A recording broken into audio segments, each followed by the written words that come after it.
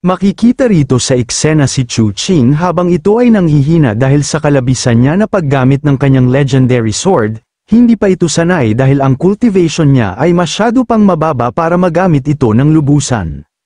Nagsaad nga ang ating bida na masyado na raw siyang nag-iinit kaya kailangan niyang puntahan si Hwanir para malabas ang lahat sa kanya. Sa hindi inaasaang pagkakataon bigla na lamang lumaki ang kanyang batuta sa pananabik kay Hwanir. At sinabi din ng bida habang nagtataka kung bakit raw pumunta siya sa bahay ni Hwanir. Kunwari kapahangal, natuwa naman rito si Hwanir sa pagkakita niya kay Chu Qing dahil makakatikim na raw siya ng hotdog cheese dog ng bida. Makikita naman ng bida na namumula sa init ng kanyang nararamdaman, at sabay yakap kay Hwanir dahil hindi na niya mapigilan ang life force na dumadaloy sa kanyang katawan. Nabigla at namula naman rito si Hwanir kung ano raw ang nangyayari sa bida. Sa mabilis na galawan ng bida bigla niya na lamang hinalikan si Hwanir nang walang pasabi-sabi. Kasunod nun ang pagsara ng pintuan, sinyalas na may magaganap na pangmalawakang digmaan. At makikita din sa eksena ang dalawa na naghahalikan sa labis nilang pananabik sa isa't isa, parang sa loob ng ilang taon, ngayon lang sila nagkita. Nagsalita naman rito ang bida na humihingi ng tawad dahil masyado raw siyang pabigla-bigla sa ginawa niya sa kanya, at humingi din siya ng pasensya dahil nakapatay raw siya ng tao kaya siya nagkakaganyan ngayon. Kinomfort naman siya ni Hwanir ng yakap na wag na nga raw humingi ng tawad ang bida. At sabay sabi nga ito na simulan na raw nila ang naudlot nilang laban. Maya-maya pa pagkatapos ng ilang sandali tuluyan na silang nagsagupaan ng matindi. Kasunod nun makikita rito ang dalawa na kakatapos lang makipagdigmaan ng matindi. Sa sobrang lakas ng ating bida napatulog niya si Hwanir sa labis niyang kagalingan sa pakikipaglaban, mapapasana all ka na lang talaga mga kahangal. Balik sa bida habang natutuwa nga ito na nagsasaad sa kanyang isip na ayaw niya raw magkaroon ng sobrang pagkakabit sa mundong ito, pero hindi ko kayang mag-isa. At dagdag din niya ang tanging pinakamahusay na bagay na dapat gawin ay kontrolin ang mundong ito. Pagkatapos ng masarap na gabi sa bida, mapupunta ang eksena sa eskwelahan. At makikita rito ang bida na puyat dahil sinulit niya raw si Hwanir ng 10 rounds kaya't siya ay antok na antok ngayon. Kasunod nun napunta kay Tang Ziyan habang kinakausap ang kaklase ni Chu Qing na nagtatanong kung nasaan raw ang bida. Nagkakagulo naman rito ang mga babae dahil nakita raw nila ang crush ng bayan. Napalingon naman rito ang bida dahil may tumatawag sa kanya. Sa pagkatingin ng bida nagulat nga ito dahil nasa harapan na niya si Tang Ziyan, at nagsaad nga si Tang Ziyan sa bida na pwede nga raw sila mag-shock-shockan, kumain na raw sila ng sabay ngayon. Nagdilim naman ang pagmumukha ng bida dahil raw sa mundong ito ang mga babae ay daig pa ang mga lalaki. Sa hindi inaasaang pagkakataon bigla na lamang may naamoy si Tang Ziyan na amoy babae raw ang bida. Nahiya at pinagpawisan naman rito ang bida dahil hindi niya alam ang isasagot kay Tang Ziyan. Pinagsawalang bahala na lang ni Tang Ziyan at niyaya ang bida GF kumain ng araw sila ng sabay ngayon. Nakahinga naman ng maluwag ang bida at dali-dali naman itong sumang-ayon na oo. Sinabi din niya na mabuti na lang at hindi niya ito napansin. Magiging magulo kung malalaman niyang natulog siya sa bahay ng ibang babae. Kasunod nun habang sila ay naglalakad, may bigla na lamang sumingit sa eksena na si Yemao at Lindong na nagsasaad nga itong dalawa na hindi makapaniwala na magkasama raw sila ni Chu Qing at ang campus queen. Nagsaad din si Yemao na dapat mong panuorin ang mga video sa mga forum ng paaralan na kung saan sila ay naglaban, bago sila nagkakilala. Balik sa ating bida na sinasabi kay Tang Ziyan na nagtataka kung bakit raw niyaya siya ni Tang Ziyan na kumain kasama siya. Sagot naman ni Tang Ziyan na gusto niya lang raw sanang makipag-lunch sa kanya na walang kapalit. At saad din niya at tumingin sa bida na kung pwede raw pahawak ng kanyang batuta, kamay pala. Napasabi na lamang ang bida sa kanyang sarili na akala niya na walang kapalit, pero sa mga sinasabi niya na hahawakan niya ang kanyang kamay, ay hindi ba siya nahihiya? Sa kalaunan wala na lamang nagawa ang bida kundi ang sumang-ayon at sabay hawak nga ito sa kamay ni Tang Ziyan. Namula naman rito si Tang Zian na walang masabi sa ginawa ng bida. Napatawa naman ang bida dahil mahiyain pala si Tang Zian na hindi tulad ng kanyang inaakala. Kasunod nun sabay nga itong pisil sa kanyang pisngi, namula naman rito si Tang Zian sa pagpisil ng bida sa kanya. Sa hindi inaasaang pangyayari bigla na lamang siyang nahimatay sa kilig. At nagsaad nga ito na nahihiya sa bida na kung gusto nga raw ng bida na masuntok. Tumawa naman rito ang bida dahil sa inaasal ni Tang Zian na kakyutan sa kanyang kinikilos. Napasabi na lamang si Tang Zian habang nakikita si Chu Qing na pinalaki akong maging isang tagapagmana, ang sinumang nakilala at nakipag-ugnayan sa akin ay maingat na pinlano, at wala pa akong nakilala na katulad ni Chu Qing noon, pero mula nang magkita kami, mayroon akong kakaibang pakiramdam na siya ay isang mahalagang tao sa akin at bilang karagdagan, nananatiling komportable at sigurado ako kapag nakikipag-ugnayan kami sa isa't isa. Gayunpaman, ano ang nagdudulot sa akin ng ganitong pakiramdam? Namula naman rito si Tang Zian sa pag-iisip kung bakit raw siya na naging mannequin na tao. Take note mga kahangal, ang mannequin ay isang nagbago sa babae sa konteksto ng isang Chinese tradition. Ito ay nagpapakita na ang isang babae ay sumusuporta at umaasa sa kanyang lalaki, na maaaring maganda o nagbibigay ng sapat na pag-aalaga sa paggamit. Makalipas ang ilang sandali napunta ang eksena sa isang restaurant. Makikita rito ang bida nag-o-order ng 2 set ng maanghang na bihon at isa na walang karne pero mas maraming sili at isang suryang pang-dessert. Nagulat naman si Tang Zian dahil papano raw nalaman ng bida ang kanyang mga favorite na pagkain, hindi naman kaya nagawa niyang suriin ang aking impormasyon. Nagtaka naman rito ang bida kay Tang Zian na kung bakit nga raw ito namumula. Nauutol naman sumagot si Tang Zian na wala lang raw. Sa hindi inaasaang pangyayari bigla na lamang may dumaan sa kanilang dalawang nilalang. Napansin naman ng bida ang dalawa na may dalang-dala na sandata na nakatago sa kanilang mga damit, at dahil sa pagkakaroon ng cultivation ng bida lahat ng pangdama niya at paningin ay tumalas ng napakataas. Kasunod nun tinawag na ang kanilang numero para makuha na ang kanilang in-order na pagkain. Napansin naman ng dalawang lalaki na umalis na ang bida. Ginamit naman nila itong pagkakataon para atakiin na si Tang Zian ng palihim.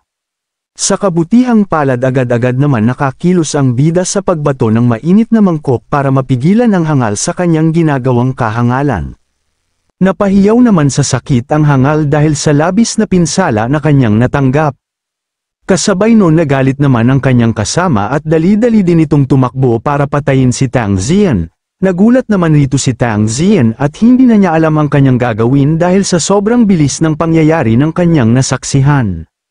Sa hindi inaasaang pagkakataon bigla na lamang sinalo ng bida ang atake ng hangal, napinsala naman rito ang bida sa bandang tiyan.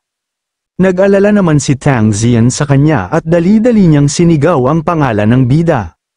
Kasunod noon naging seryoso naman rito ang bida at sabay nga ito nagpakawala ng malakas na aura. Napatalsik naman rito ang hangal dahil sa lakas ng aura na pinapakawalan ng bida sa kanyang katawan. Nagsalita si Tang Zian sa bida na huwag na nga raw mag-alala ang bida tungkol dito. Umalis na nga raw ito at siya na nga raw ang bahala. At dagdag din niya na siya naman talaga ang kanilang ponterya at labas na nga raw ang bida dito. Nagdilim naman ang pagmumukha ng bida sa mga narinig niya na nonsense kay Tang Zian. At nagsalita nga ito na nagpapakawala ng malakas na aura na hindi nga raw siya nang iiwan ng kanyang babae. Kasabay nun sabay sugod sa kanila na nagsasaad na hindi nga raw siya nang iiwan ng kanyang babae kahit buhay niya pa ang magiging kapalit. Umatake naman rito ang hangal sa bida ngunit madali lamang naiwasan ng bida ang atake ng hangal. Kasabay nun nagpakawala naman ng isang serious punch ang bida. Hindi naman naiwasan ang hangal at buong-buo niya itong sinalo, sabay napatalsik ito na napakalayo at sa pamamagitan lamang ng isang atake mabilis niya lamang natalo ang kalaban. Kasunod nun umatake naman ang isang hangal na palihim, hindi naman napansin ng bida ang paparating na atake sa kanya. Sa mabilis na sandali na tamaan naman ang bida sa bandang balikat niya. Sa hindi inaasaang pagkakataon bigla na lamang lumingon ang bida na nakangiti na parang inaasaan na niya na mangyayari ito. Sa mabilis na pangyayari madali niya na lamang natalo ang isang hangal na walang kahirap-hirap. Kasunod noon nagtanong si Tang Zian kung kabilang ba raw ang bida sa Ancient Material Sect na isang hiding family. Sagot naman ni Chu Qing na hindi dahil medyo komplikado ang sitwasyon, kaya isipin mo na lang ako bilang isang malaya at mabangis na kalaban. Kasunod noon niyaya niya na si Tang Zian na umalis na raw sila at pag-usapan ng araw nila mamaya ang dapat pag-usapan, dahil hindi na nga raw magiging ligtas rito. At sinabi din niya kay Tang Zian na tawagan niya raw ang kanyang pamilya para ayusin ang dalawa na yun. Makalipas ang ilang sandali, makikita rito ang bida na hawak-hawak ni Tang Zian dahil sa natanggo niyang pinsala sa pakikipaglaban. Nag-aalala naman nagtanong si Tang Zian kung okay lang ba raw ang bida, at kung hindi dadalhin niya ng araw siya sa hospital. Ngumiti naman ang bida na ayos lang raw siya, maliit lang na sugat ito at gagaling din naman ito sa sarili nito. Pero ang hindi alam ni Tang Zian malalim ang natanggap na sugat ng bida. Naging seryoso naman rito ang bida na nagsasaad sa kanyang isip na ang dalawang assassin ay medyo ordinaryo lang pero kaya pa rin nila akong saktan, mukhang kailangan niya na raw simulan ang paggawa ng mga espiritual na artifact para sa depensa. Nagtanong naman si Tang Zian na mukhang marami kang alam tungkol sa pamilya ko. At saad din niya na kung hindi ba nga raw siya ginambala ni Liu Wei? Nagsalita naman ang bida na nakangiti na paano kaya magkakaroon ng problema ang isang batang ginoong tulad ko sa ilang mga tao. Namula na lang rito si Tang Zian sa labis na kagwapuhan ng bida. Habang sila ay naglalakad nagtanong si Tang Zian kung bakit raw siya niligtas ng bida kamakailan lang. Sumagot naman ang bida na pinagpapawisan na hindi niya raw alam, pero sa kanyang isip na hindi ko talaga masabi sa kanya na ikaw ang asawa ko sa aking nakaraang buhay. Loko din ng MC mga kahangal sinabi niya sa nakaraang kabanata, ipinahayag niya na siya lamang ang kanyang unang pag-ibig. Balik sa bida, nagsasaad na nagtutulan na bumabanat sa totoo lang, pakiramdam ko ay parang matagal akong hindi alam kung sino, ngunit hanggang sa punto na magbibigay ako ng aking buhay para sa iyo. Kinilig naman rito si Tang Zian sa mga banat ng bida, kaya guys tularan niyo si Chu Qing sa mga walang jowa dyan. Nagsalita ang bida na ito ay hindi isang kakaibang bagay na isipin na mayroon akong lihim na motibo, gayunpaman, gusto kong magtiwala ka sa akin, tutulungan kita at alam kong magkakaroon ng mga problema ang iyong pamilya. Mahinaon naman sumagot si Tang Zian na sa totoo lang, ang aming pamilyang Tang ay kilala sa paggawa ng mga gamot, mayroon kaming 12-dosenang pabrika sa ilalim namin, ngunit mga isang buwan na ang nakalipas, ninakaw ang recipe ng pamilya namin at ilang pamilya ng mga gamot ang nagkaisa upang pagtulungan kami. At sa tingin ko, may kinalaman ang insidenteng ito sa pamilyang Li, gayunpaman, gusto nila akong pakasalan sa kanilang pamilya para tuluyan kaming lumunin. Naging seryoso naman ang bida sa kanyang sarili na ang pamilyang Li na naman. Hindi lang nila gustong wasakin ang pamilya ng Ye, kundi gusto rin nilang kontrolin ang pamilya ng Tang. Talagang masyado silang walang katakot-takot sa paglalaro ng apoy. At sabay nga ito na hinawakan ang balikad ni Tang Zian na nagsasaad kung sasabihin ko sa iyo na maaari kong ayusin ang iyong mga problema, magtitiwala ka ba sa akin? Nagtaka naman na nagtatanong si Tang Zian kung magagawa nga ba ng paraan ng bida ang kanyang problema. Ngumiti naman ang bida na sumasang-ayon at sinabi din niya na ngunit sa totoo lang, madali lang ito. Kailangan lang namin ng pamilya mo para gumawa ng isa pang formula para sa mga gamot. Pinaliwanag naman ni Tang Zian, na madali lamang ang sinabi ng bida sa kanya ngunit mahirap itong gawin dahil ang aming pamilya ay may higit sa 10 na senaryo ng pananaliksik na pag-aari sa buong bansa, at kinakailangan namin ng humigit kumulang 20 taon upang makagawa ng higit sa 10 formula. Sumagot naman ang bida sa tinura ni Tang Zian sa kanya na iiwan na lang muna nila ang usapin ito para sa hinaharap. At sinabi din ng bida pagkalipas ng 2 araw magkakaroon ng isang auction, pagkatapos ng auction, tiyak na mapapansin na ng pamilya mo ang aking presensya kaya sa ganoong paraan pwede na tayong mag-usap tungkol sa mga detalye. Sa hindi inaasaang pangyayari bigla na lamang sumakit ang kanyang dibdib. Nag-aalala naman rito si Tang Zian kung ano raw ang nangyayari sa bida. Bigla na lamang may naalala ang bida na minarkahan niya raw si Ye Chenxi ng Reiki, enerhiyang espiritu. dahil nag-aalala raw siya para sa kanya at nagtataka din ang bida kung bakit nga raw ito biglang naalis. Kasunod nun bigla na lang siyang nagpaalam kay Tang Ziyan na mayroon lang raw siyang mahalagang bagay na dapat asikasuhin kaya hindi na ako babalik sa klase at pakisabi kay Lingdong na mag-leave siya para sa akin. Nagalit naman si Tang Ziyan dahil basta-basta na lang umaalis ang bida. Kasunod nun makikita ang bida na tinatawag si Hwanyir sa telepono na may nangyaring masama kay Ye Qianxi kaya dapat niyang sundan ang kanyang telepono at ipadala sa akin ang kanyang lokasyon ngayon. Sumang-ayon naman rito si Hwanyir at dali-dali niyang hinanap ang lokasyon ni Chexi sa kanyang computer. Kasunod nun tinawagan niya naman si Jiayu. Sumagot naman sa kabilang linya si Jiayu na nagtatanong kung meron na nga raw bagong kayamanan na ibebenta ang bida ngayon. Sumagot naman ang bida na wala, kailangan niya lang raw ang kanyang tulong ngayon. Hindi naman nagdalawang isip si Jiayu na tulungan ang bida, at tinanong niya din ito kung saan niya raw siya pupuntahan. Sinabi naman ng bida ang kanyang lokasyon. Kasunod nun nagsalita si Jiayu sa mga tao sa auction house na magsasara muna raw siya dahil may importanteng lakad lang siyang aasikasuhin ngayon. Makalipas ang ilang sandali, makikita rito si Chu Qing at si Jiayu na nakasakay sa sport car. Nagsaad nga si Hwanyir sa telepono na ang lokasyon nga raw ni Qianxi ay gumagalaw, at sabay send nga ito ng impormasyon kung saan ba talaga si Qianxi. Kasunod nun sinabihan niya si Jiayu na sundan nga raw nila ang lokasyon na ito. Sumang-ayon naman rito si Jiayu at maghanda nga raw ang bida dahil bibilisan niya na raw. Sa hindi inaasaang pagkakataon naramdaman na ng bida ang presensya ni Ye Qianxi, at sabay gamit nga ito ng kanyang domain expansion para mapalawak pa ang kanyang pandama, napansin naman ng bida si Ye Qianxi na nakagapos sa loob ng isang kotse. Kasunod nun sinabihan niya si Jiayu na yun raw ang hinahanap nila at kailangan raw nila itong mapigilan. Ngumiti naman si Jiayu na siya na raw ang bahala sa pagpapahinto ng sasakyan nila. Sabay bilis nga ni Jiayu sa kanyang sasakyan, at humarang nga ito sa dinadaanan ng sasakyan na kung saan si Ye Qianxi.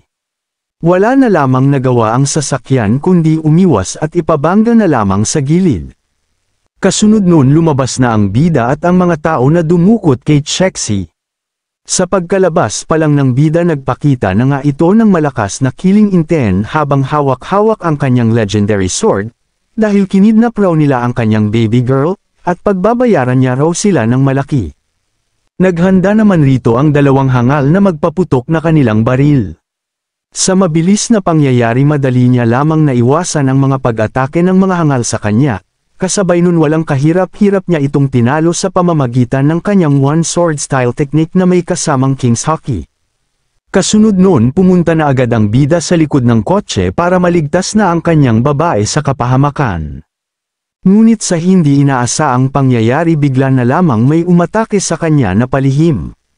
Sa kabutihang palad mabilis naman napansin ng bida, at dali-dali itong umiwas. Nagtagumpay naman rito ang bida sa pag-iwas.